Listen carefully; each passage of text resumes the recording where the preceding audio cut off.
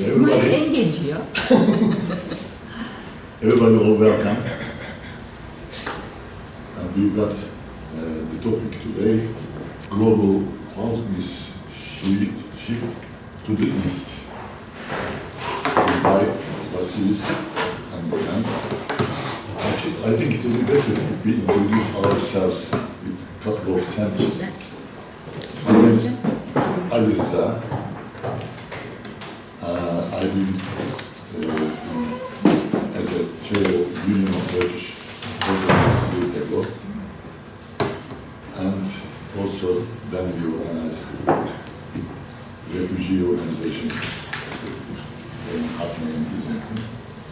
Always part of political activities. So here we are together with you, EMAR, Labor Research Centers, seminars.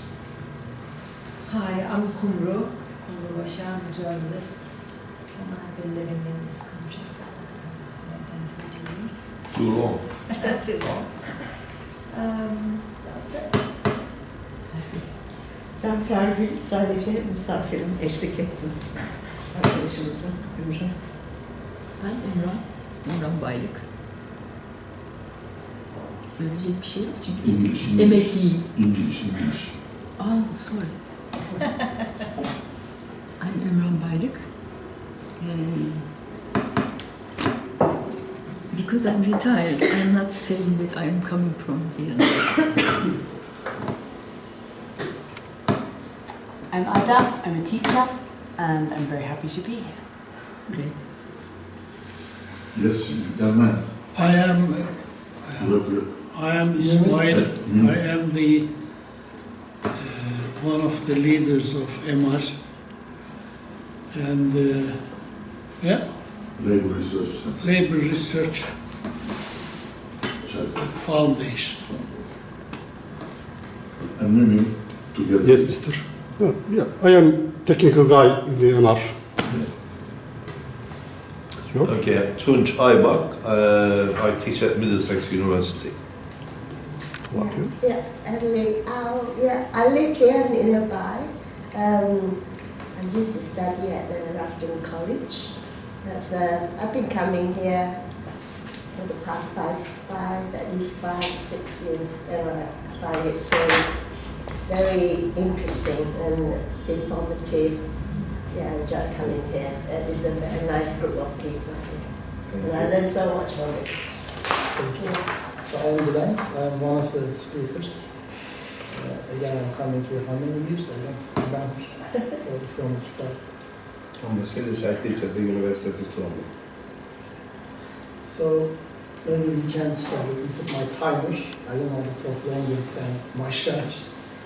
So I'm gonna start and explain what we understand by global power shift. And then Vasilis will continue with some aspects of the global power shift in the light of what's happening currently in the world. So first of all, the main thing is global power shift is a historical phenomenon. So it's not an ideology, it's not a perspective. It is just almost like, in the physical world, almost like an earthquake. So to talk about earthquake is not a perspective, it's not an ideology. I mean, you just see it, you just experience it, and then you name it.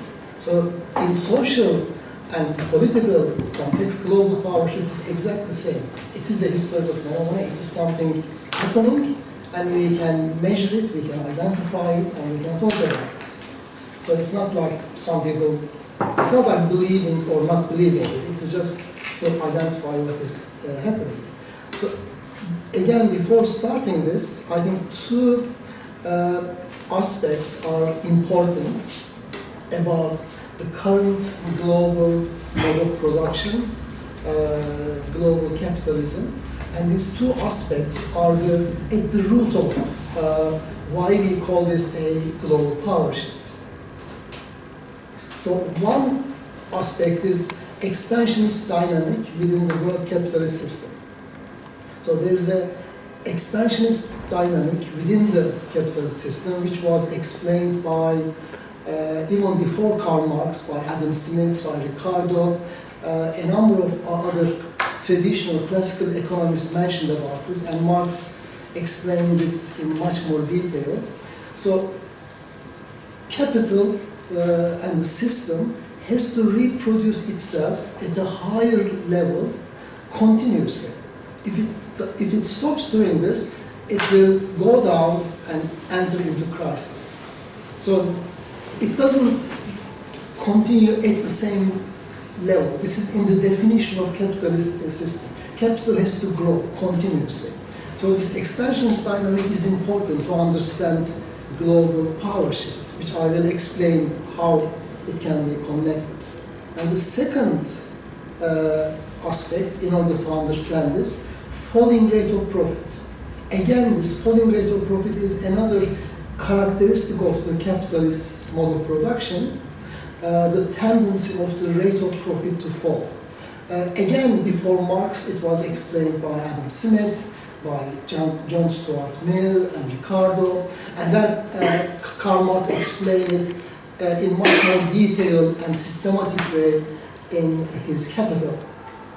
So tendency of the rate of profit to fall over time. This happens all the time for individual companies, for the sectors, for the whole national economies and the global economy. So these two aspects are important to understand global power shifts. The expansionist dynamic within the capitalist system and falling rate of profit. So after looking at these two aspects, now let's look at the history, the recent history to bring it up to today. So from late 1960s until 1982, the profit rates in the capitalist world started to fall. Because just before that, the 2 decades after the Second World War, the profit rates was increasing continuously, and therefore many Marxist and non-Marxist academics called these 2 decades as the golden age of capitalism. So late 40s, 1950s, and early 1960s. But from mid-1960s onwards, this growth in the rate of profit stopped. And then rate of profit started to decline.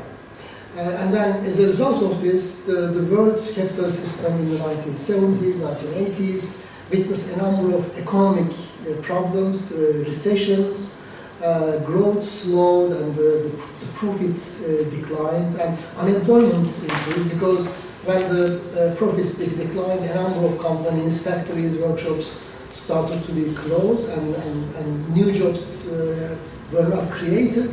But main reason of this falling rate of profit, almost always, and Marx explained this in the Capital Volume 2, competition. So in the global system, in every sector, when there was a monopoly, let's say one company has a monopoly in the laptop computers, okay? And this is up to this company because there is no competition. And this company can decide what rate of profit they can achieve. They say, okay, our computers are £600 minimum. And because there is no other alternative, people can pay this money. And if the £600 provide them a really rise rate of profit, they can continue to grow, to expand, and to open new factories. But when other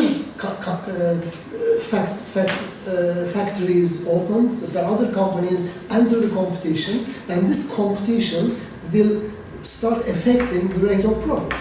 So in order to be in the market area, it starts reducing the prices. So £600 goes out to 5, 4, and then after a point, it will not be economically viable to produce for everyone. So some companies just go out of business, and this creates unemployment, and this creates a recession, economic problems. So therefore, competition is the main reason. And because just after the Second World War, there was no competition. Almost all the countries in the world, all the economies were in trouble because of the Second World War, except the United States. So the first 2 decades, United States companies monopolized almost every sector in the world. That's why the rate of profit was high. So when the competition emerged, like when France, Germany, Britain, Japan, they recovered and they start to compete against the American companies, then the rate of profit start to fall down. So this, on the basis of those two aspects, which I mentioned at the beginning, the capital always looks for new growth centers. So, as I said, the main dynamic is expansionist dynamic, and also in order to be successful in this expansionist dynamic environment, they have to achieve a high rate of profit. So if a capital group in one location, one geographical location, couldn't achieve this, they move to somewhere else. So because for most of the time, they need to keep the cost low. So the cost low, and therefore their profit margin remains high. So when the labor cost is expensive and high, then they start moving somewhere else. So in the post-Second World War period, so in the after the first 2 decades, Western Europe, when they recovered, all the countries, France, Italy, Britain, Germany, and Japan, when they recovered, those countries became the new growth centers. Most of the companies started moving there. And since 1980s, East and Southeast Asia emerged as the new growth centers. So therefore, many companies, even the American companies, they started moving their production to the places where the labor and the cost is cheap. So, to sum of this section, it is the competition. So when there is competition, the rate of profit goes down. When there is less competition, the rate of profit goes up. And those companies who couldn't compete, they need to find new locations where they can still produce and achieve a high profit margin. So economic gravity in the world system. Now we are moving to global shift, what we mean by global shift. Someone, a professor in London School of Economics, he calculated the centers of economic activity in the world for the last 200 years. But if you look at the recent period, like from mid-20th century onwards, he looked at 700 locations where the most active economic work going on, and on the basis of this, he extrapolated this to the whole world map. And in 1980, he identified a point in the mid-Atlantic between United States and Britain as the economic gravity center of the world in 1980. But in 2080, the point moved to just south of Izmir in the Mediterranean.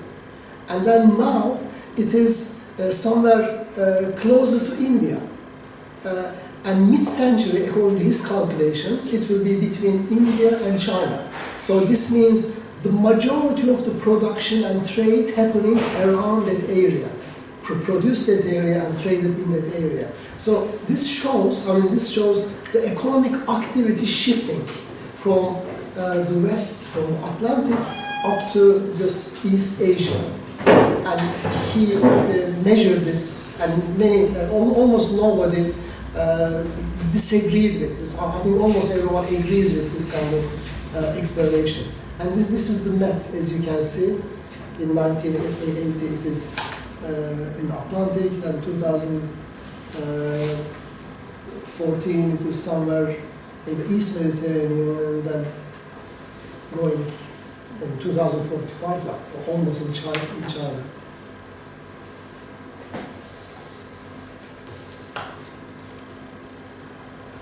So how does this decline happen?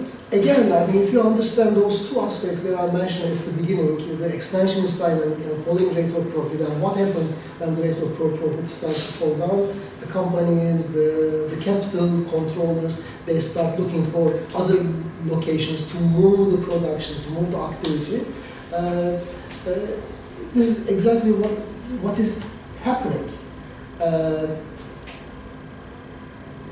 And many people, when this first started to be mentioned, this point, Many people were saying that no, it is just because the China is cheap, just because cheap labor, and the China is just producing plastics and cheap items, and this is not the central economic activity. But of course, as we know, things moved since then, and China even developed its own homegrown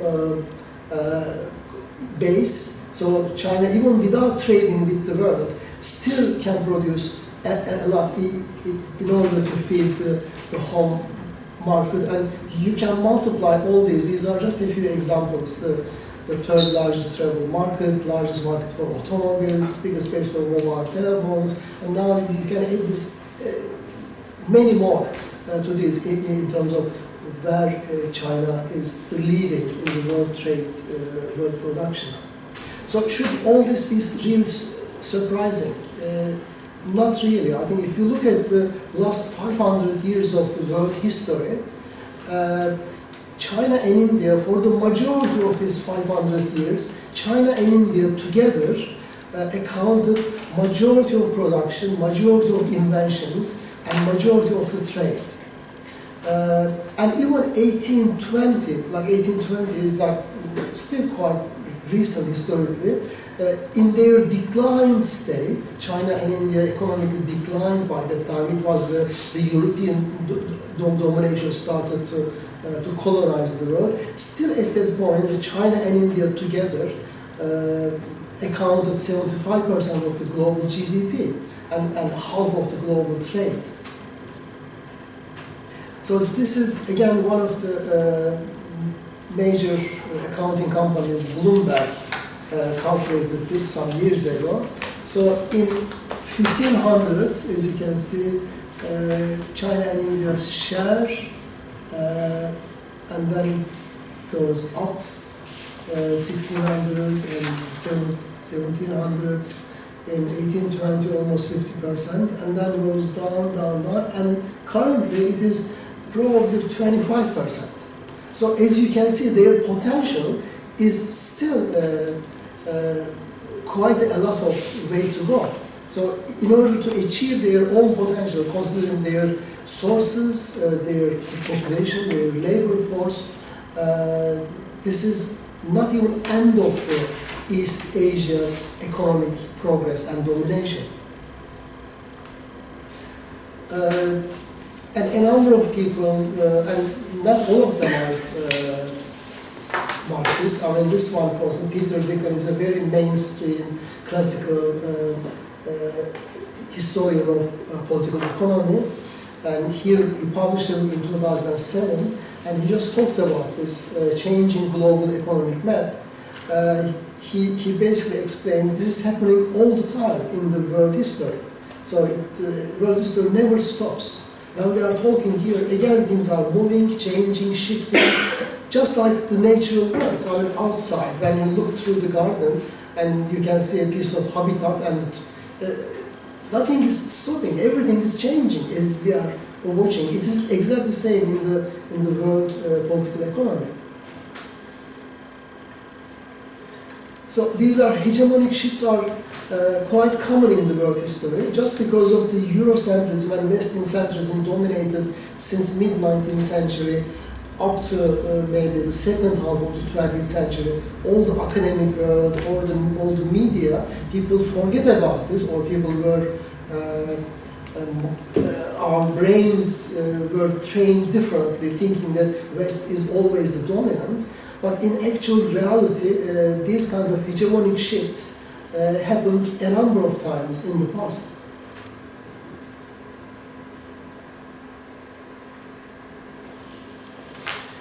So one aspect of this shift is the currency, because in the world, in this 500 years, whichever power or powers are dominant, economically and politically, their currency starts to dominate the global trade. So once, for instance, when the British Empire was the dominant empire in the world, the British pound sterling was being used in majority of the global trade.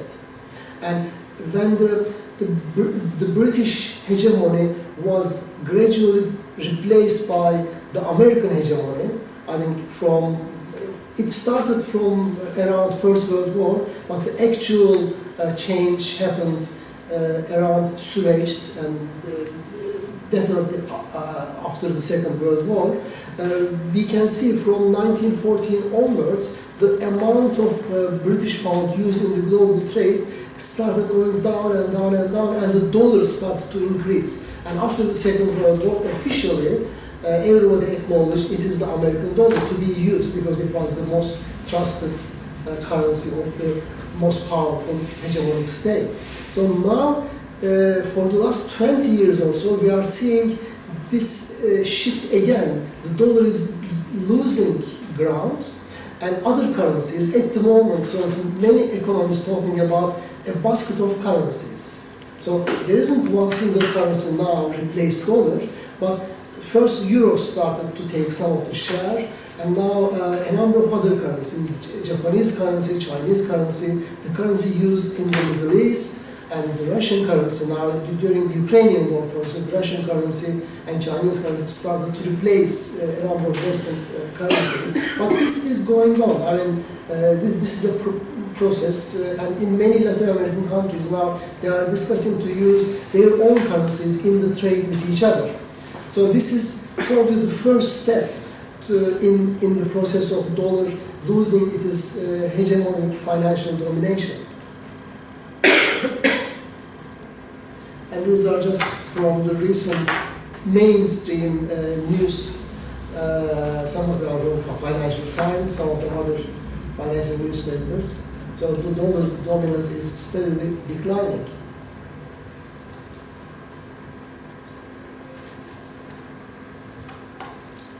So it was like 71% in 1999. In 2021, it went down to 59%. So a really sharp decline. One of the mainstream historians started talking about global shift, and maybe both me and Vasilis, we first read in his pages something about this global shift. Paul Kennedy, he wrote his main book in 1987, even before the end of the Soviet system. His book called The Rise and Fall of the Great Powers. I think even in EMEK they were teaching that book in those days. They are still using it in our international relations course. So Paul Kennedy, in that book in 1987, mentioned about it, saying that the United States is losing the ground, and therefore he was also advising the US administration. He wrote the book almost like as a policy proposal to the US administration, saying that in order to have this transition less painful, you need to adjust yourself, your policies, and you need to have a smooth and soft transition. And in 2009, after 2007-8 global crisis, he was writing this very explicitly. As China, India, South Korea, Brazil, Mexico, and Indonesia all catch up, the American share of things will relatively shrink sooner or later. And this debate really is about sooner or later, not about if. We are going to witness another major shift in the global balances of power.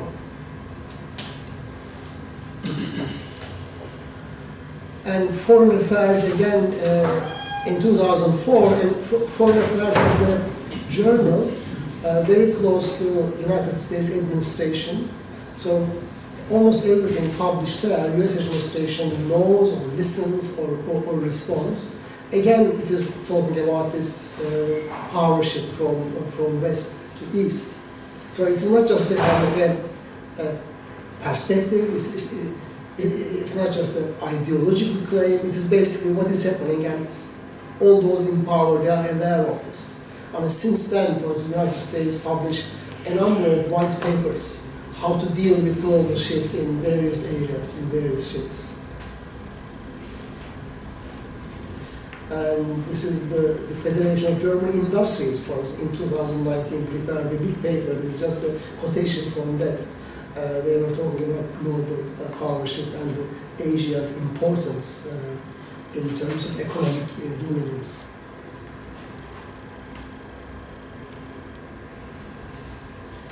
So, for a long time, and even now, still many people in the mainstream academia, mainstream media, they don't agree with this. Even though more and more people, for instance, Financial Times is one of the major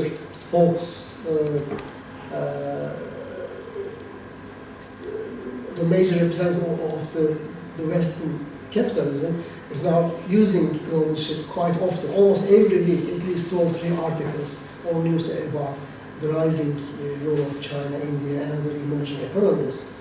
But the main reason why still many people don't agree with this, recognition lack.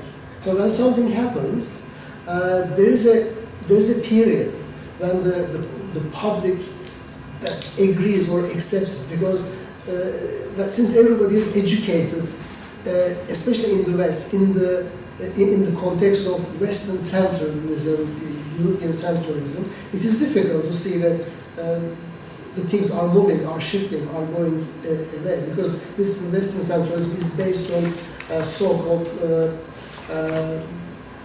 intrinsic qualities. The Western mind is more clever, more intelligent, more creative, and therefore the Eastern and the global South countries and minds are not able to compete with us. So this is basically a challenging position.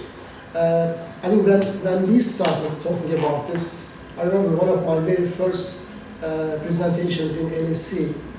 It was more than 20 years ago, and maybe 25 years ago. I was talking about global shift, and it was quite a big hall in LSE.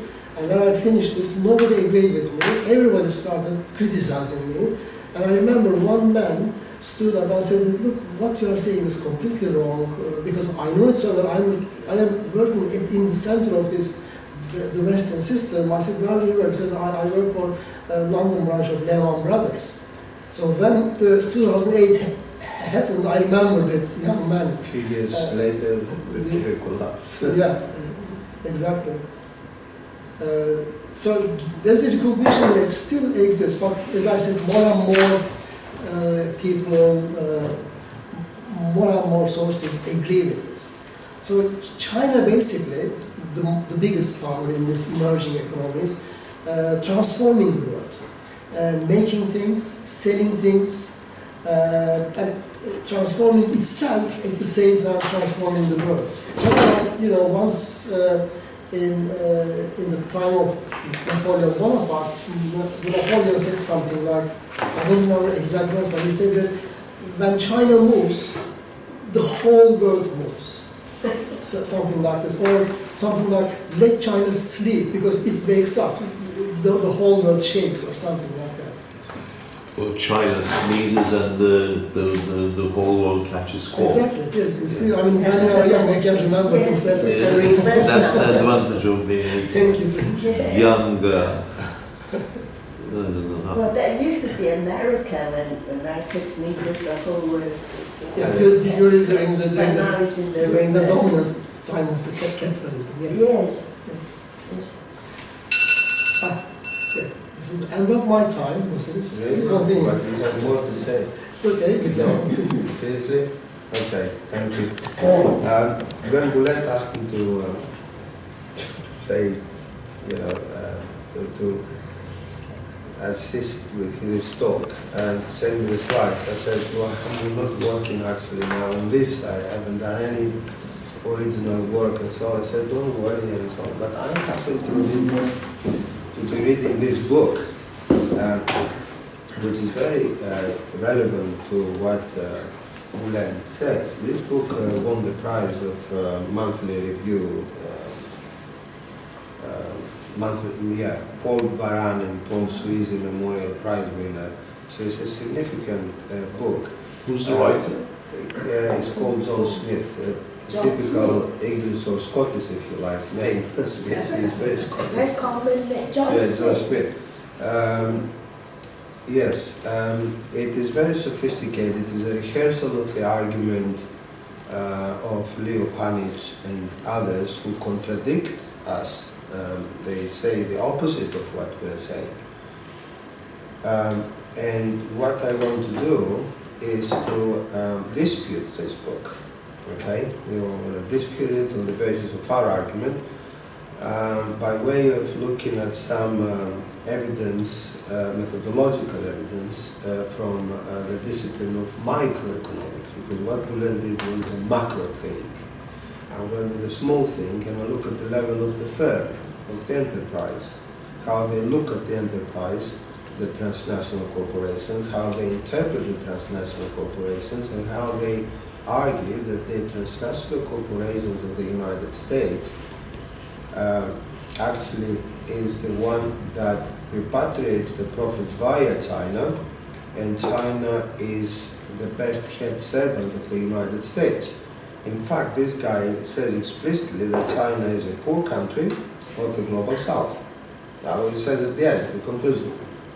So I wouldn't recommend you buy the book, but it is worth going through this argument.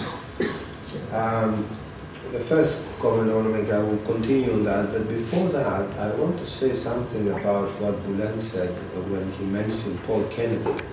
Even before Paul Kennedy, and we mentioned this in our book, before Paul Kennedy, there was a big debate in Marxism, in Marxist literature, in the late 60s and early 70s, and the two poles of this debate was Ernst Mandel on the one hand, who was arguing precisely that the United States is in decline on the basis of the balance of payments problem the United States presented from the early 60s onwards, right? And in fact, in one of his essays in New Left Review, Where is America Going? He says explicitly the United States is in decline. He is the first it's a Trotskyist argument. Peter Gowan was working very closely with Mandel in the 70s, who argued this. And on the other pole of the debate was the Greek-French Marxist Nikos Poulantzas, who was saying that, an argument that Leo Panitch has today, that American multinationals dominate the European, all the European community, Japan and so on, so there is no any decline, real decline of the United States, because there is the new imperialism reproduces itself through its hub and spoke system of governance. Like Europe is a dependent spoke, and Japan is a dependent spoke of the United States.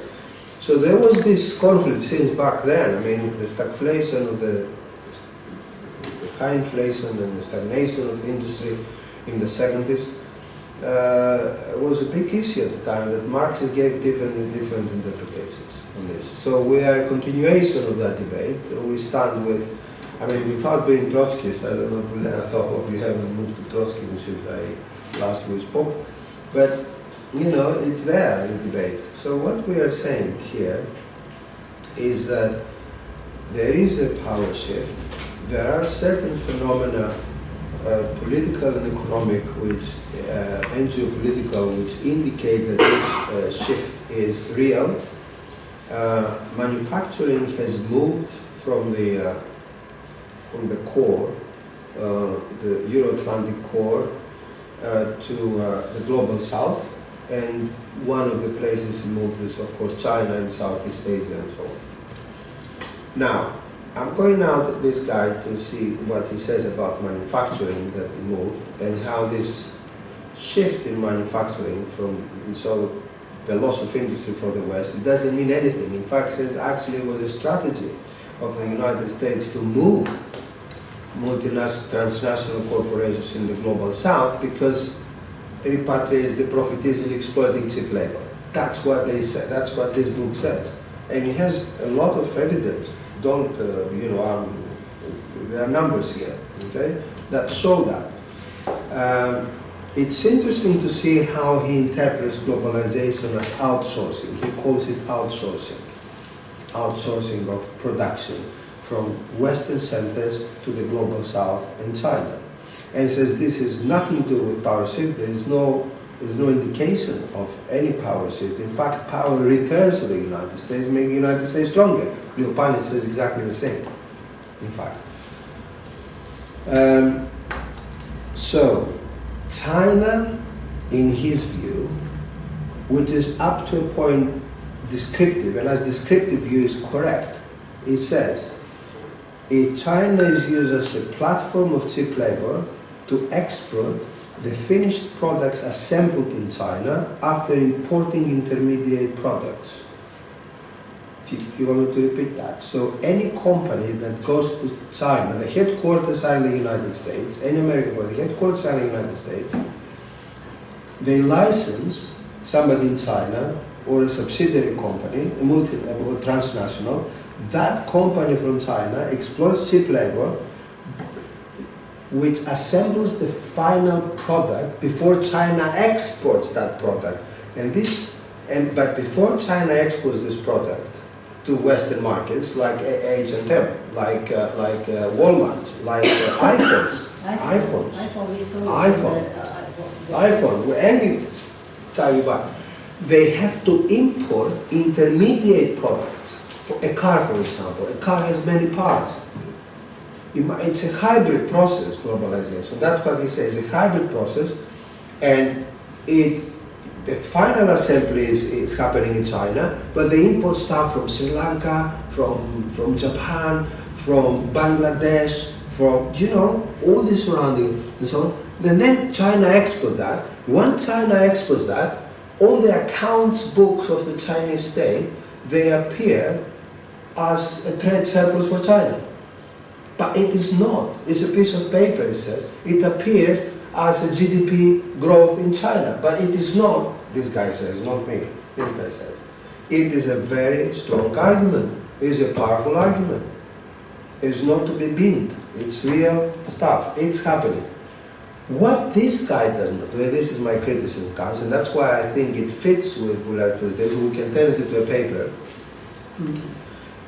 together, is that it abstracts from certain processes that are happening in China at the same time. Although at the descriptive level is fine, it's correct, what he says is correct, it abstracts from a number of things. I wrote down 10 issues that according to our argument abstracts from. The first thing is that when the profits are repatriated, because as Boulen says there is a rate of profit crisis in the West, companies have to move out, industry have to go on somewhere, they have to move, production moved out. So therefore there is massive rates of profits. This is repatriated, right? But this profit that is repatriated, most of it is financialized. It is not, doesn't trickle down to the real production in the United States or in Britain in particular.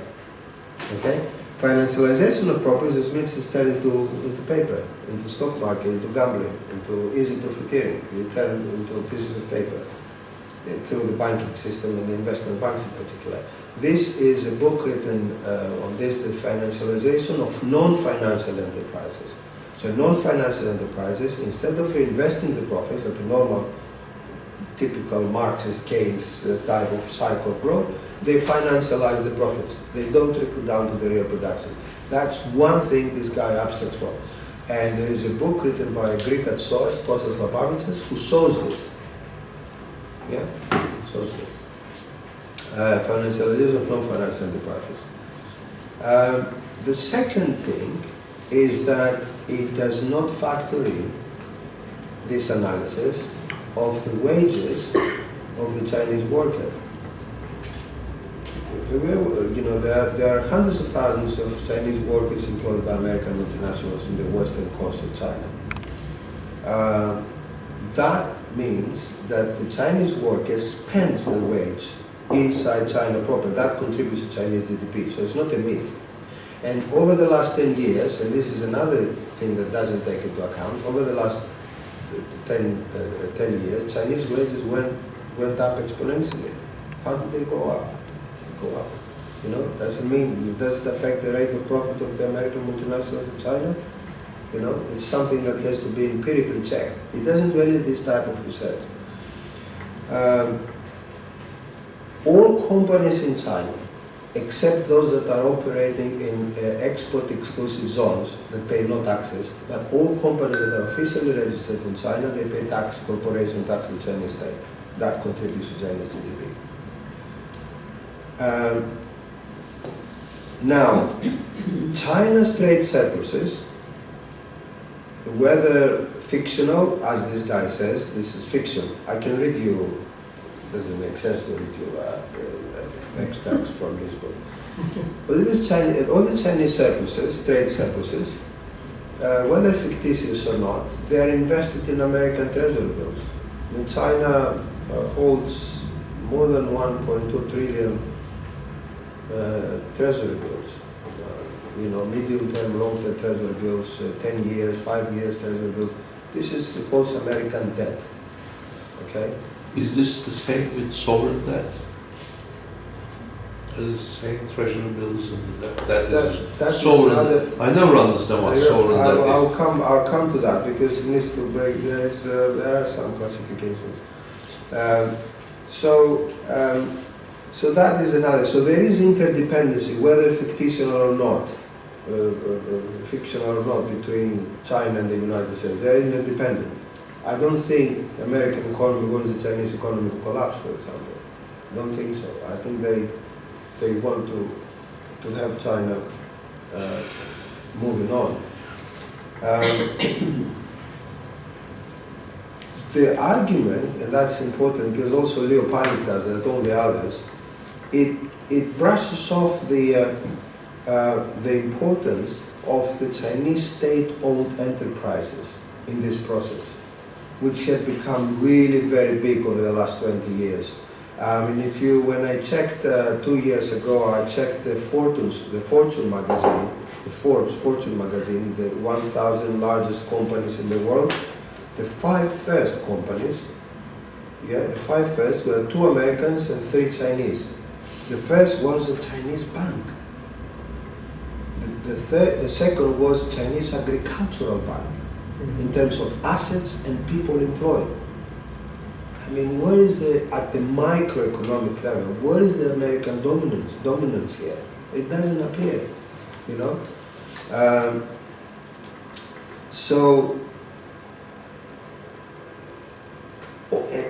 also some important details about management of companies and marketing and branding. Any American company that goes, or Western multinationals, international that goes to China, the Chinese have personnel and committees that are sitting on the management board of the American multinationals just to learn. That's how they started building their own state-owned enterprises. I mean, Huawei is an example of this. They started as a small little company registered in China, then they partnered up with Vodafone, and they partnered up with America, and then they separated, or they absorbed those companies, and now Huawei is the #1 enemy of 5G and 6G technology of the United States. It was 2 years ago they arrested this woman, the managing director of company in Canada, if you remember. Yeah. So there is conflict here, conflict in semiconductor industry, which China, it's effectively is controlling because it controls the rare earth elements and minerals. It's the country that produces the raw material for semiconductors to be produced, like hybrid cars, all this stuff. You know, so all this, this book abstracts from all this, and of course doesn't say a word about the Belt and Road Initiative, which is a massive infrastructural investment project for China, or the recent, over the last 5-6 years, attempts by the West to stop Chinese investment and acquisition of assets within the core, within Europe, within Australia, Japan, Europe, United States. In Germany, on a daily basis, Chinese companies are stopped from buying German assets. Okay, so they want to exclude China from Chinese capital for penetration into those markets. So it's not only, in my view, China a poor country of the global south, but in my view is developing into an imperialist competitor of the United States at that stage. It is almost on an equal footing with the United States, an imperialist competitor. And this is an inter-imperialist contradiction of the global system, as opposed to the intra-imperialist contradictions which you can find between the United States and European Union, for example. These are intra-contradictions that are, because there is so much integration, there's no there's hardly any possibility of conflict or war between the United States and Europe. It's not going to happen. But inter-imperial contradictions, as analyzed by Lenin and Bukharin, is very likely to happen. Conflict between China and the United States, as is happening with the proxy war in Ukraine. Also, Russia is part of this coalition: China, Russia, Iran against the West. So this is what I have to do. Just to add a few things. Yeah. For instance, there is Made in China 2025, which was the official state-led industrialization program introduced in 2015.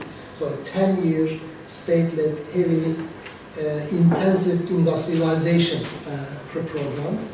And this program officially introduced, and China started putting large amounts of money to develop in all those high-tech industries.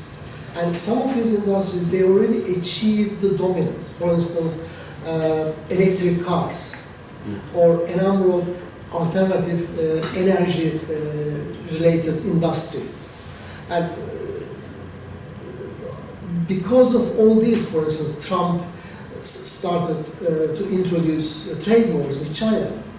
But I think almost all sources we are using are essential capitalist sources. We are not looking at the critical sources. I mean, this reminds me of something.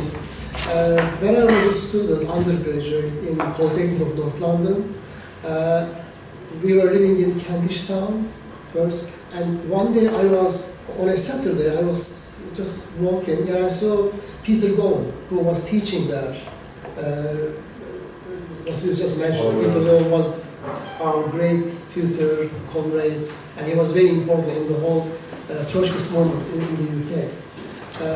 So I saw Peter Gowan sitting in a cafe outside and reading Financial Times. So I just saw, and I just joked, I said, oh Peter, well, I can see that you are reading the newspaper of the capitalism. And then he looked at me, he said, what do you think Marx was reading when he was writing Capitalism? Just the socialist brochures? So this reminds me, I think all the sources we are using in our books are from Financial Times, Wall Street paper, Bloomberg, Goldman Sachs. So these are all the capitalist institutions measuring the economies, the world economy, both sides. So why do they exaggerate the decline of the West, or the decline of where they are located? I think I looked at the date of this. I mean, the book was written about 7 years ago, published 7 years ago. And I don't know the sources, but some of the things which you summarize from the book sounds like quite old information, because since 2016, 17, lots of things change, and some of the things which emerge and people talk about, come on, this is just a speculation, are now accepted and agreed for almost everyone. I mean, yes, this is, for instance, Made in China 2025 is finishing 2025. And according to, again, Financial Times and Wall Street Journal, the Chinese government is on time. And they are achieving, because when they come to the end of the 2025, they will be the dominant in the whole high-tech sectors. So this is the last attempts of the United States government trying to stop, to ban, or trying to cause some kind of a conflict between China and the Western world, that this economic progress should be stopped. But again, the same guy, the Paul Kennedy, who is American and who was and who is still close to American administration, but Paul Kennedy is a very kind of a critical realist guy. So he's thinking in terms of real politics, and he says, look, this is like earthquake, this shift. You cannot stop this. If you use military force to stop this, this will make this shift even faster. And this is exactly what happened. I think when the neocons started the war in Afghanistan, the war in Iraq, and then Syria, and then which is continuing, after all these, every single effort, the global shift became faster and faster. So some of those projections were in the late 1990s, most of the projections were showing a much longer term, slower transition, but after all these military adventurism, the shift came closer and closer. So this is, I think, what we are trying to say in our writing. There are still some Marxists like Leo Panich, and some of them are our friends, and they keep saying that no, you are wrong, the Americans are getting stronger and stronger, but even the Americans themselves don't believe in this. I think we should stop here and have a little break and then any questions. Thank you. Yes. I think Grundriss of Karl Marx is a work where he establishes his frames, theory, understanding. There isn't any big examples like Capital, which is a proof of something, but in the Grundriss, he says a few things. I cannot say that I am a very good reader, but at least I have seen a few things there. He says, capital's mission cannot exist without globalization, creating world market, he says. He doesn't use the word globalization, but he says world market. Capital must create world market. That's one thing he says. And secondly, he says, what he says is actually proof that capitalism is all about creation of value, expropriation of surplus value by the capitalist. Now, a few days ago, Biden was giving a speech in Vietnam. Biden. Yeah. He was saying, oh, we don't have anything against China, but we want Vietnamese friends get better and take place which is lost from China. Now, they do the same thing in Indonesia. They do the same thing in Laos, Cambodia, Thailand, Philippines. Yeah. Now, from this, you can easily say that capitalism's mission is industrialization of the whole world. They cannot escape it. When they try to get China paralyzed by Vietnamese or Indonesians or Thai, they actually create industry in those countries. So this proves that capitalism is all about industrialization. Actually, industrialization is a capitalist task, bourgeois task.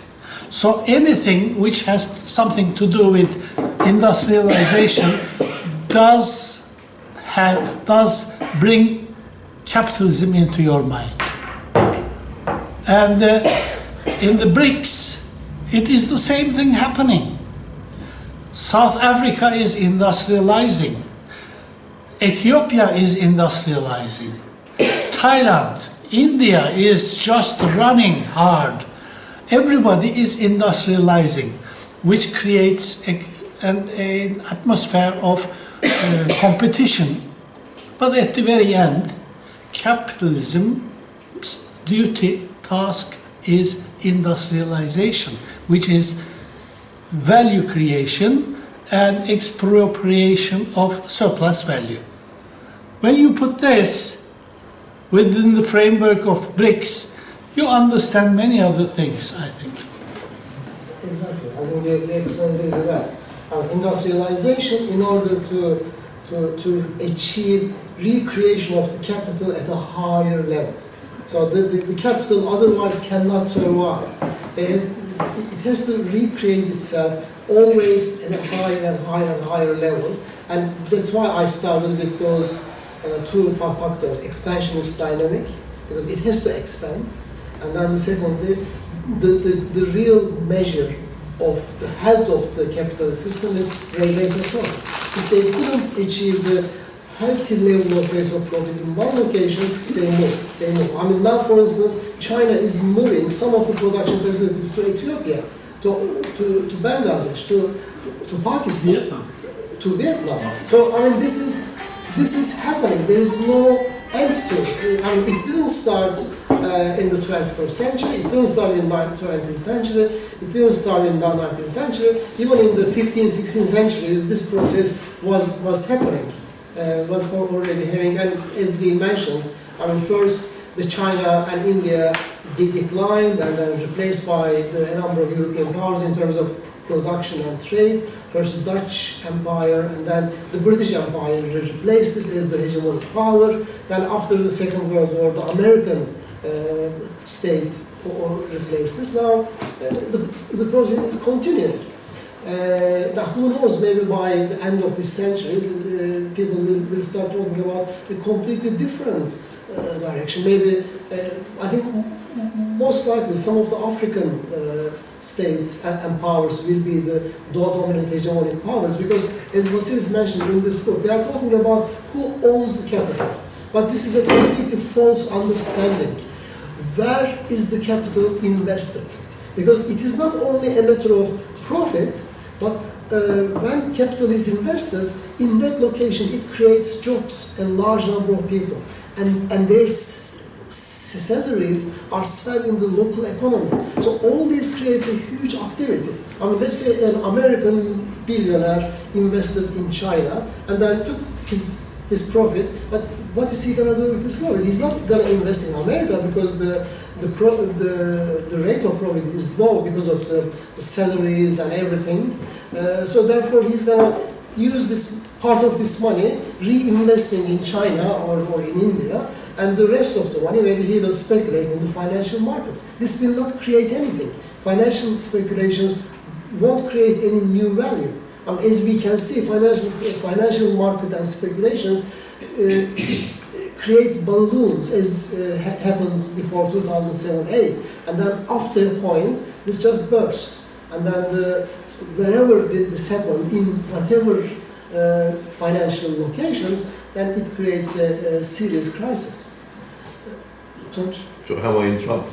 Of course. He disagrees with us. I want to stir this a bit because I'm really curious. I want to start with this. Deng Xiaoping, 1974. Okay. It's the UN talk in 1974. Deng Xiaoping, it's one of the sort of first time international, he goes on like this. If one day China should change color and turn into a superpower, if it should play the tyrant in the world, subject others to its bullying, aggression and exploitation, the people of the world should identify it as social imperialism. Expose it, oppose it, and work together with the Chinese people to overthrow China. This is, after Deng Xiaoping. And I was a Maoist, and everybody can be forgiven for their sins. In 1974, I joined a Maoist, and then we were debating this, this social imperialism entered into our dictionary, and you're a social imperialist, and I'm a social imperialist, Maoist, and Maoist split. And there was a huge, Maoists were fearful that they used to resort to violence. Anyway, but this, you mentioned industrialization, but financialization, even Lenin, let's apply Lenin's theory of imperialism to China. Was that imperialism is the highest stage of what? Capitalism, which is happening in China. I think China, you have given the evidence, has now completed industrialization. Now China is becoming a financialization of Chinese capitalism. You have given the examples. Two biggest corporations are Chinese banks. So yes, fictitious capital, but even Harvey talks about this, doesn't it? You have to extend credit in order to expand. That's why China is pushing for this currency thing. Yeah, I mean, it is the financialization of Chinese capital. So would you agree with me then, you know, that the China, because has reached that the stage now that it will be potentially an imperialist power? Devil's advocate. I would disagree completely. Good. The part of the financialization, because financialization is a specific term explaining a specific condition. Financialization is an essential dynamic of neoliberalism. So neoliberalism was introduced not because one morning Milton Friedman just woke up, oh, I found a new method, let's do this. Just because the American and Western economies couldn't expand and grow anymore, okay? They couldn't find any way of increase the declining rate of profit. And in that condition, the only way left to them, to the capital, to go to financial markets and speculate, buying and selling and giving the new names of the mortgages and credit cards. So all this speculation, all that is called financialization. So in a way, financialization is an unhealthy state. When the production drops, when the productive capital declines, financial capital expands, this is called financialization. So we agree on that. Yeah, I mean, but in China, this is not what's happening. Yes, they have huge finance capital, but they are investing this finance capital in the productive areas. So in all various parts of China. And still, as we showed in various graphs, the number of things they are producing and selling and still dominating more and more the global markets is an evidence that they are investing, reinvesting this money in productive sectors. But what happened and what is still happening in many American and Western financial markets is not this. Taking the money away from the productive sectors because it's not profitable anymore, and then use this money exclusively in the speculations. Casino capitalism. This is what money. Do you want to? Industrialization first, and then financialization. Industrialization, what how Ismail said, the argument there, it's a bit dangerous because it may lead to a Kautsky argument that one day there'll be one monopoly, all concentration of capital, everything will be industrialized and the world will be flat. What we need to inject in that is the uneven development. I don't think ever capitalism can solve this contradiction of one side wants to develop and expand like capital markets, on the other hand, it cannot achieve equality of capitals. Some capitals are smaller, some capitals are big, because also capitals exploit each other. There is what Boulen says about competition, the major contradictions of capitalism is contradiction among capitals. Yeah, there's a big conflict between capitals, and then of course there is the classic contradiction between labor and capital. So these two dimensions, and these are baptized into uneven development. Even one country, this country here, cannot solve the uneven development within itself, between center and periphery. Italy, since its unification, could not solve the contrast between north and south. Turkey, between west and east. It's because it develops unevenly. Industry is concentrated in China, even from the time of Mao. All industry was in the coastal areas. Deep in the interior, peasants. Why? Because that was convenient for the development of capital. The exchange, like Lenin said, the exchange between countryside and the city is good for capital. They want to have this. And what happens within the nation state, it happens also globally. Now the power shift argument is that this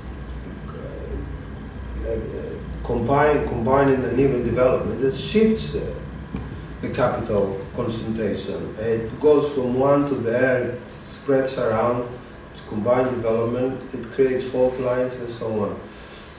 Now, financialization I mentioned in the context of the American enterprise that operates in China, has its headquarters in the United States, it has a subsidiary licensed licensed in China and operates in China, and then creates massive profits because labor is cheaper, or they made a deal with the government and they have low taxation, etc., etc. They repatriate their profits, but those profits, instead of being reinvested in the real economy, they financialize it. Yes. That's what it is.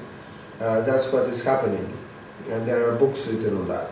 So therefore, the profits of the American trust structures do not contribute to the development, to the growth of the real economic sector in the United States and Britain. You know, it's 10% of manufacturing in the United States, still 10%. And the right-wing argument there, Trump was saying, oh, we're going to return back to the glory of the steel industry in the United States. You know, they want to protect, to get the industry back. They introduced this Inflation Reduction Act and another act, green, they call it green, now is everything green, you know, because of climate change. But all these are efforts to rebuild the industrial sector in the United States. So it goes back, so industrialization is not something that happens and then capitalism, how the classist Marxist argument is that it rots, you know, it becomes, it can be rebuilt. And that's what the Americans want to do. They want to rebuild the industrial sector, especially high technology sector, the semiconductor, for example, hybrid cars. They want to return production back to the United States. So, but it is very difficult. It is very difficult. Very difficult. Of course, it is difficult. One thing is very confusing in maybe kind of for a left-wing mind, which, you know, in Turkey, most of you remember that we just have this kind of set argument saying that multinationals come here and use our cheap labor, use our source resources, and then they just take their profits and go take them away. They don't invest here, you know, and stuff. So this is a very kind of settled argument in kind of left-wing mind that, you know, imperialism does this to us and so on. Now you just, what you say about China, yeah, managing to kind of turn this table just reverse, yeah, yeah, and getting the profits, you know, getting the investment in their own country. Does it, do you think, happen for Indonesia, for example, for Vietnam, for other countries, or is it China that is so powerful that can manage this? And, you know, can we put all these countries, for example, Indonesia, Vietnam, whatever, Southeast China, you know, Cambodia, are they all in the same? They are not all in the same league. No, they're not. So this argument is still partly valid for many of these countries, yeah, probably. Yeah. So both things are happening at the same time in the world. So one thing is that, what do you think about this? And the second thing I was thinking is that I've always think about in political level, political ideological level. What does this shift do to Chinese political system, and do you think? And what do you foresee a future where everything will be kind of changed in the world, and then we will be talking about China as if we talk about United States nowadays, like, you know, in the center of everything, you know, still making what the civilized values are, you know, which states are rogue and which are not, you know. Still America, the United States decide all these things, and still they are dominant in political, ideological level with Europe, probably, but mostly Americans. So, are Chinese not interested in that kind of level of dominance? Hegemonic control. I think that the last part I want to say something. You know, some years ago, maybe 10 years ago, even more, I saw a cartoon in the Financial Times. Two people, apparently look like academics, are discussing it in a room, and one of them saying that it is so old-fashioned to talk about American hegemony, American imperialism at this stage. And there's or let's say from now on, American and Chinese imperialism. I mean, this is exactly the case. I mean, my opinion, yes, probably in 20, 30 years' time, people will start talking about Chinese global hegemony in the same sense. But all powers practice or enforce their hegemonic control in a different way.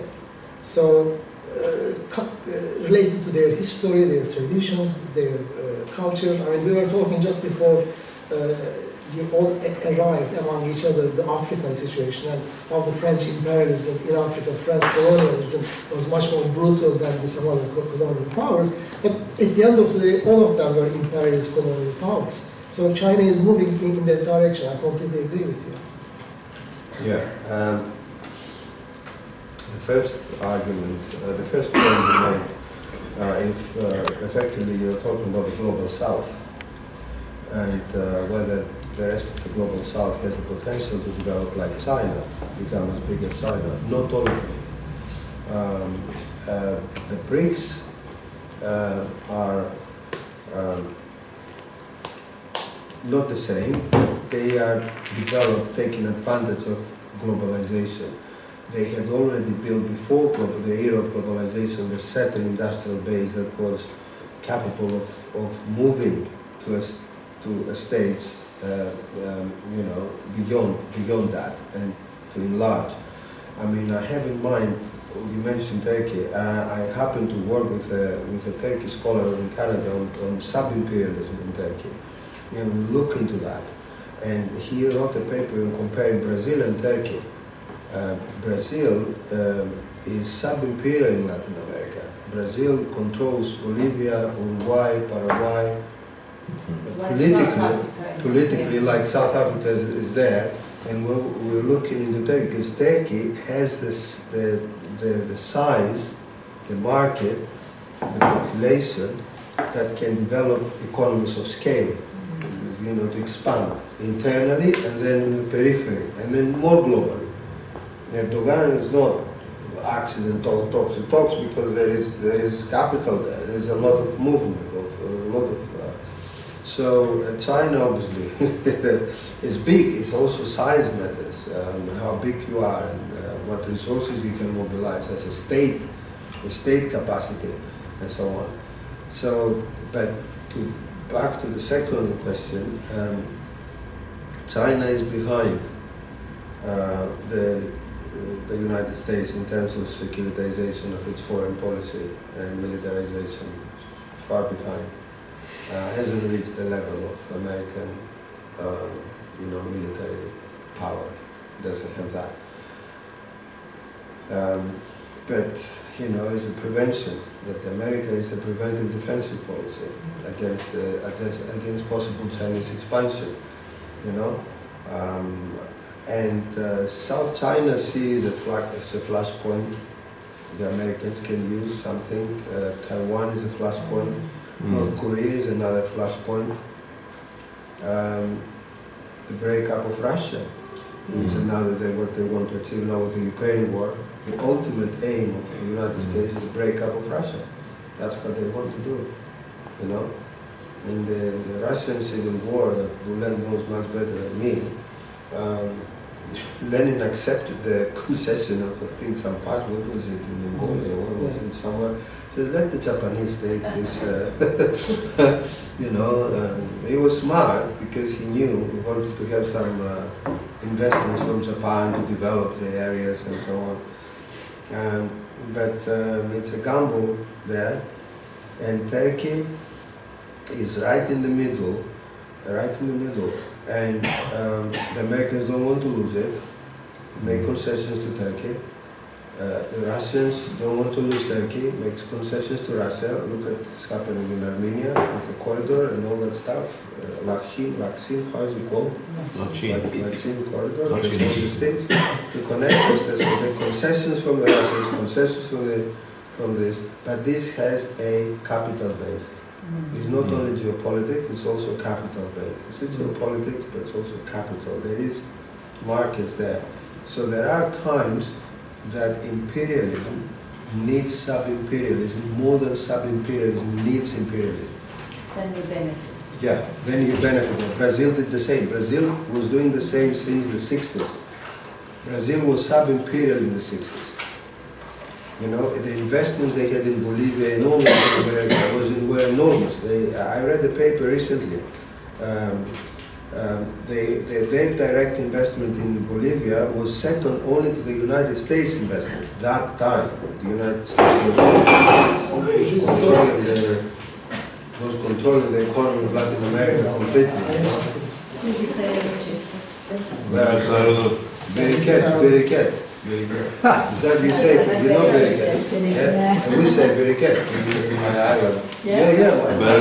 My grandfather used to say Beriket. Yeah. So do you see what I'm saying? That is it. I mean, in relation to the second point, Chinese are discussing this quite. What are they talking about?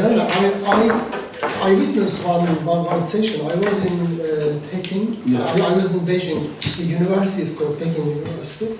There was a big conference, and one session, the main session of the conference was 3 people joined exactly on this question: David Harvey, Samir Amir just before he died, a few months before he died, and someone called Fin Liu, a Chinese professor in the Peking University, also economic advisor to Xi Jinping.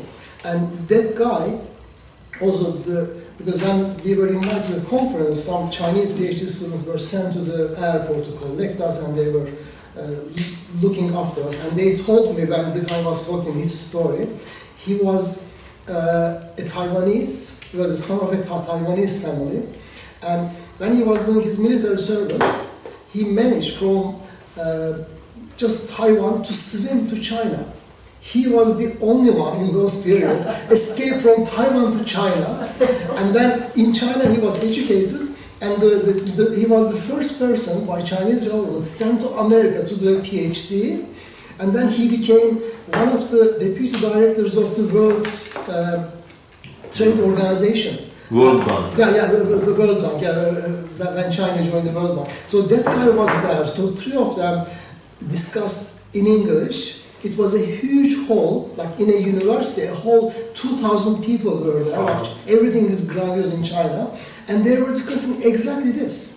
And they were so open. I mean, they were all saying that, some of them saying that, no, some of the students, Chinese students asking that, well, are we capitalists now? Are we becoming an imperialist? And all 3 of them said that no. Especially David Harvey said, because Lin Fu didn't exactly answer that question, but he was the economist. He was a professor. Probably he knew that China is moving in that direction. But David Harvey said, there is one thing you should be very careful not to do. He said you shouldn't make Chinese currency convertible to international currencies. You should always. Who said this to Lin Fu? Yeah, Lin Fu. You should always control, keep it, and otherwise you will move in the direction of financialization.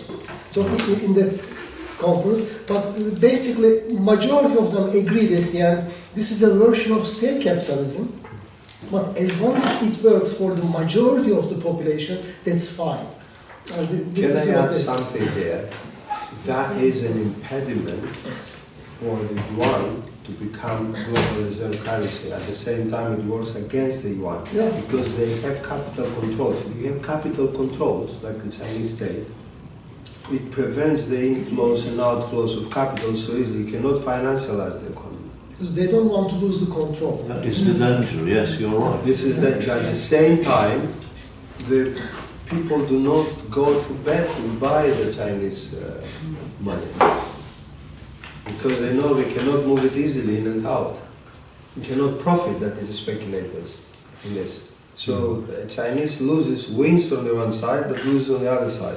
It very slowly goes up. How much is it now, the Chinese do? 3%, 2 point something percent global? But that's somehow inevitable. because the rise and fall. I mean, there will be what goes up goes down. The China will also suffer from the same thing. There are forces, in my opinion. Yeah, there are forces within the Chinese Communist Party, the right wing, that they say open up. Yeah, there are forces. I think in that particular conference, the actual organizing committee was a group of young academics in that university, plus PhD students, and they were really militantly against any kind of capitalism. And just year after that conference, we read in the news that many of them were arrested, and their institution was disbanded because Xi Jinping saw them as a threat. So they were more like a Maoist type of young Chinese people. I heard that as well. I mean, there were hundreds of them. I mean, I was really impressed when I saw this. I said, wow, these people know what they are talking about. Yes, especially after they supported a strike. They came into conflict with the Chinese Communist Party and the police. Yes. And then they have been arrested, they were removed for good. This is what happens when you are managing a state. I mean, because in 2 years after that, during the COVID, the same university wanted to organize online conference, the continuation of the same one, but because I heard about that incident, I didn't respond. I didn't want to participate. By the way, you talked. I don't know. Anyone? Ismail wanted to say something. Did you want to say something? Earlier? No, I was just going to make a remark to what she said about Vietnam and Indonesia. Well, China is the #1 in South Asia. And what China is doing now, they give outsourcing to Vietnam, to Thailand, to Indonesia. So actually, they don't let them lose. But for example, Vietnamese do the iPhone now. Because in China, it is too expensive and too politically involved. So let the Vietnamese do that. In Thailand, they do all the cars. They are the car hub of the whole Southeast Asia. In Indonesia, more or less the same things are happening. So we should see the things in the framework of some sort of hierarchy, which is not necessarily disputing each other. There are always to and fro discussions, but there is a hierarchy. This is exactly the point. I was going to mention the same, and I forgot when I could ask the question. Global system or global capitalist system is a hierarchical system. There is a hierarchical structure. There is a hegemonic power or powers, and then all the other powers connected. Peter Gowan explains it so well, like hub and spokes, like almost like a bicycle's wheel. At the very center, the hegemonic power, and all the other powers connected to it in one way or another through trade agreements, military agreements, economic links. So there's always this hierarchical system. The powers, the countries, the economies are not independent units. They are all connected in one way or another, this hierarchical structure. At the moment, that is there. I mean, United States up there, and all the closest allies in Europe and Japan around it, and then all the other countries connected in the regions and in every continent. And again, when we are talking about emerging of a new global hegemonic system, again, it will be the hierarchical system. Let's say Turkey in the system will never be at the top, in the top table, but somewhere in the third or fourth rank. Yeah, exactly. Maybe producing some cheap labor and then be allowed to do something in the region, but globally always connected to the higher powers. Order means hierarchy. Yeah. And there can be ups and downs. Turkey can go up and down. Of course. Like the Nazis went down, for example. Turkey can go in a very, very how do I say? I want to pick some points because you talked about Brazil, right? And then we never mentioned India, but inspired by critical theory, Gramsci, pessimism of the intellect, optimism of the will that we want BRICS to be successful as a bloc, counter-hegemonic bloc, but there isn't an ideological glue there anyway. You've got a collection of countries.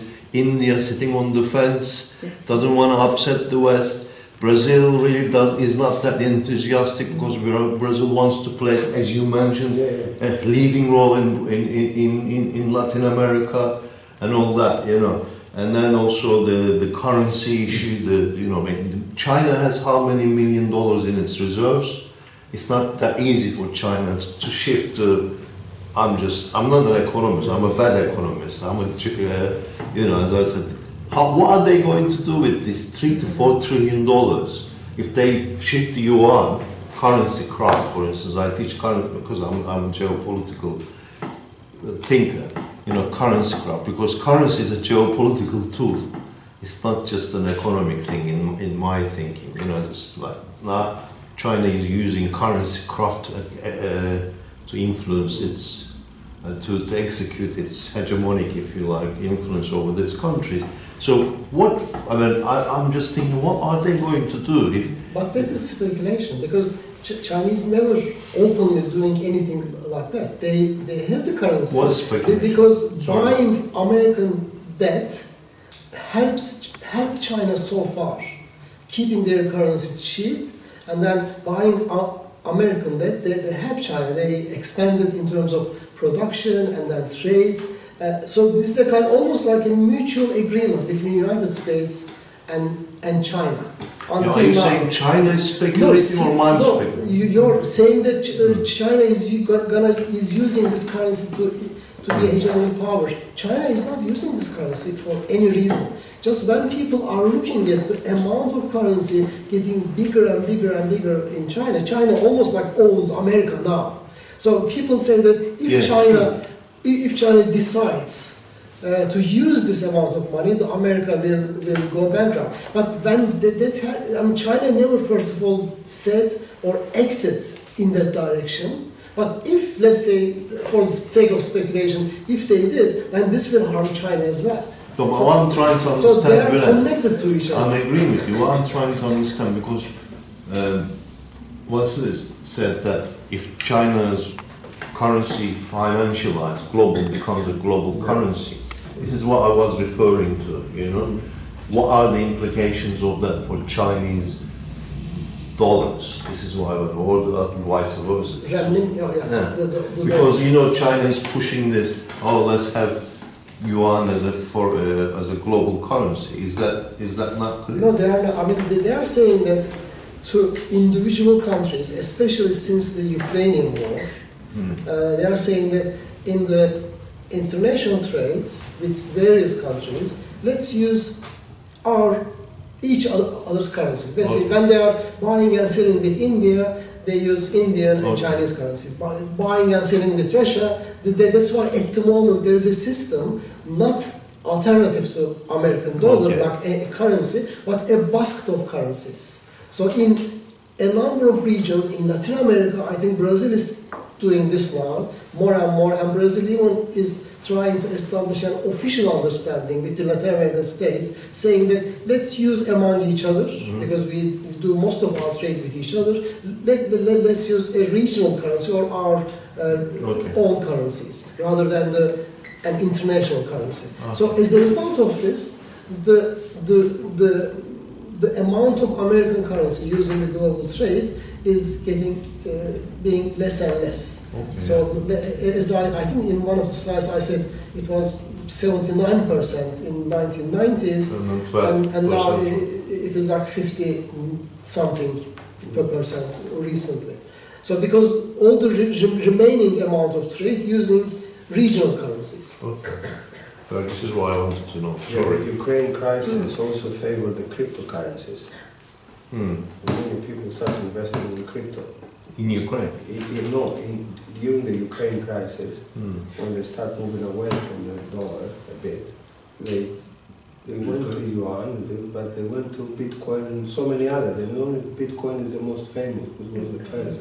There are so many others now, cryptocurrencies. that they went up. How about newly nominated countries to join the BRICS? You know, there are countries like financially powerful, like Saudi Arabia, United Arab Emirates, also like Argentina, economically close, but strategically important. How do you think affects? I think all of those countries, some of them are major, some of them are minor. First of all, there's one connecting thing is they are all energy-rich countries.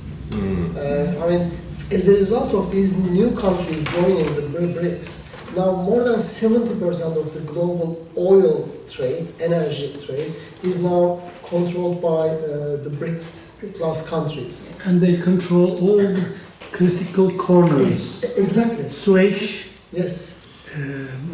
What is it called? The Persian Gulf. Yeah, Persian Gulf.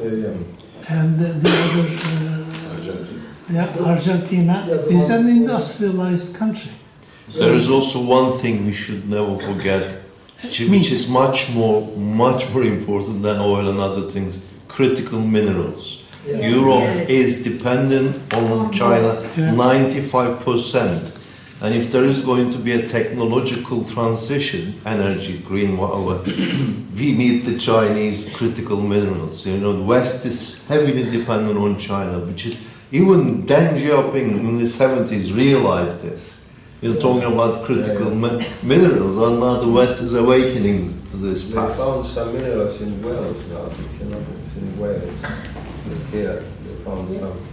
Africa has a lot of... Chile is one of the biggest minerals.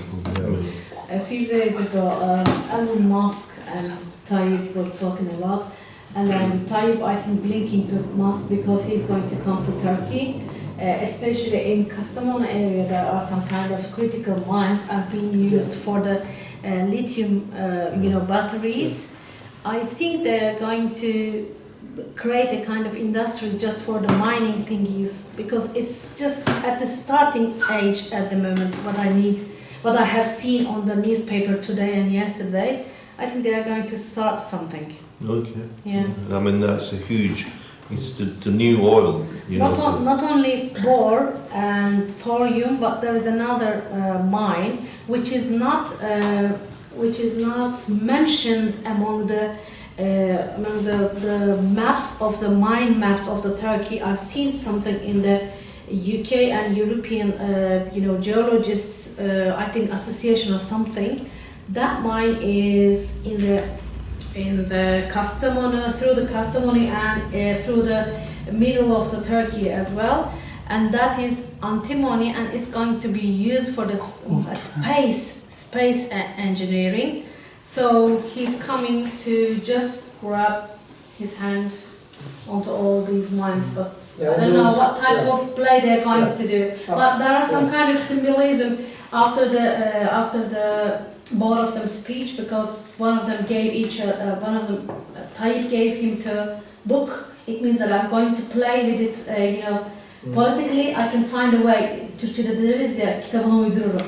Then he gave a kind of football ball, and it means that roll the ball on, I'm going to do what you want. Wow. Yeah. Symbolism. I think those are called rare earth minerals. Like I think 11 or 12 minerals in the periodical table. Yeah. And until 1980s and 90s, majority of the even industry were not aware of their significance. But now almost all alternative technology, not only like hybrid cars or electric cars, mobile telephones, all these things, but also military, the new military technology, most up-to-date technology requires them. And China always had the dominance, and around 2008, global financial crisis, when many countries found themselves in trouble, China bought the right of using their minerals for the next 50 or even more years. For instance, from Australia and Canada, China even bought some rights of those. They have some of those minerals. Now China legally owns more than 90% of the minerals. So the American companies and American military industry, in order to continue, they are dependent on their import from China. And China recently, something happening which is really making the Americans angry and trying to find a way of dealing with this. China is saying that, well, we are putting some limits of how much of these minerals can be exported. So now they are saying that only this amount, they are reducing it bit by bit because China is using it more and more, these things. So these rare earth minerals, as Tur says, is the future of the global industrial development. Not only that, but also military technology as well. So it is, but at the same time, the Chinese so far never said, and I never heard, or I never read that, they are not saying that we are going to replace the United States as the hegemonic power. At the moment, they are really happy how things are moving. They said we are just expanding our economy. We are investing, we are expanding, we are selling, we are good traders, and we need peace to continue this. Pay the money. Pay the money.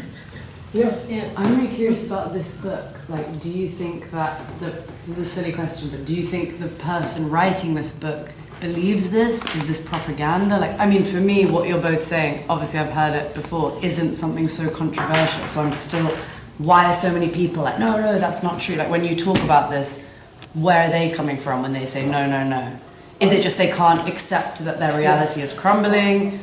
I think it is quite strange and ironical to some extent that now majority of the Western experts, economists, mainstream people, spokespeople of the countries, they more or less agree with what we say. They come to that point. And you can see, look at the mainstream newspapers, like Financial Times is the most obvious example.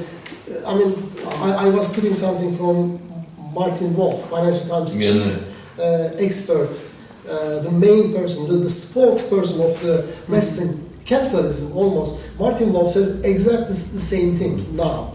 But those people who are still arguing against this, they are coming from the one section of the Marxist tradition, because their world, I think in my opinion, maybe Moses said something, they are still thinking in terms of how we can interpret Marx, Lenin, and all those traditional Marxist set. And in that sense, they are trying to extrapolate that argument into today's conditions. They are not reading the data as we do, and we are reading what is happening, how much every country is producing, moving, declining, rising. I think because they are so much focused on in their own internal debate. This is my interpretation. What's this? I would agree with that. I would also add the scale of the approach they have. For example, they're not trained in macro history and macro sociology, like an analysis that Good and Frank has made on Arrighi, the world system theories. They are more into the conjuncture, to analyze what's happening now. And look, the United States currency is still strong, so they don't have the macro picture. Many of them are Atlantic-centric, Euro-Atlantic-centric. They don't have broader knowledge, or to place themselves in Beijing or Southeast Asia and to analyze from this perspective what's going on, what's happening. So there are many answers to that, which is a very good question. It's also methodology, which I try to say, methodology. And once somebody comes and takes a position and puts it in writing, you know how difficult to refuse yourself, to refute your own self. It's very difficult. And then they try to find evidence and data to support their own argument. And they are selective, and this is wrong methodology. Because they already have a position for 20, 30 years, they don't change it. They try to find But there is another answer to that. There is, of course, material capabilities, productive powers, right? And you've given all the data. But from a Gramscian perspective, there are also ideas, and there are institutions. And ideas and institutions are in the West. IMF, World Bank, And then those ideas also come from the West. The power is shifting, but they are finding it difficult to accept. So ideological dominance continues. That kind of, okay, China is not even inevitable and all that. Even Martin Wolf has some reservations. It's not even inevitable that China is going to be, you know, in one of his writings, it says it's very kind of conditional. You know, it's not. But even in the very latest, I think last week, you know, in China, a number of companies are in trouble now. But to my opinion, because the government is putting control on those extreme profits, you know, and especially financial profits. The government is very much aware of this. They don't want to fall into the trap of financialization.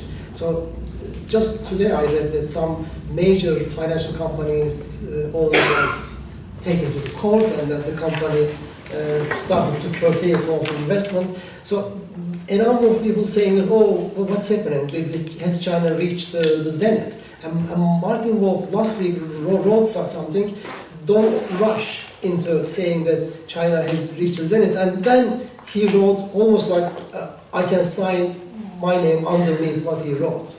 So what I'm saying is, what you say is correct, the ideological side, the Gramscian, the media influence, all the brain, the Western center and brain. the values. Yeah, and the values. But ironically, mainly some old-style Marxists are being more influenced by this than the spokespeople of the capitalism itself. Because we love the argument Exactly. that imperialists Yes. come and disempower us. I would like you, Professor, to supply us that study which compares Latin America sub-imperialism and Turkey. If you could forward it to us, there then we is can one read it. written by a Turkish scholar, actually. Turkish scholar, comparing Brazil and Turkey. And there is another one, older one, by an American scholar in the 60s. Please send it to us. And there are quite a lot in Turkey among the young scholars, mainly from METÜ, from ODTÜ, economics department. There are even a number of PhD theses comparing with Turkey with some of the BRIC countries. It seems it's more popular over there. If you supply all these documents to us, then we can be able to read it. I think we come to the end of the time. Your class. Thank you very much, everybody, for coming and discussing. That's great. Thank you. See you in the next meeting. I learned so much. Next month's topic. Next month's topic is Roger Seifert. Yeah, Roger is talking. Roger is one of my. Michael is coming month after. In November. So Roger is talking about is socialism still relevant in this time, and if it is, and he thinks it is, what to do? What needs to be done? Mike Roberts knows a lot about China. Recently he was writing about I would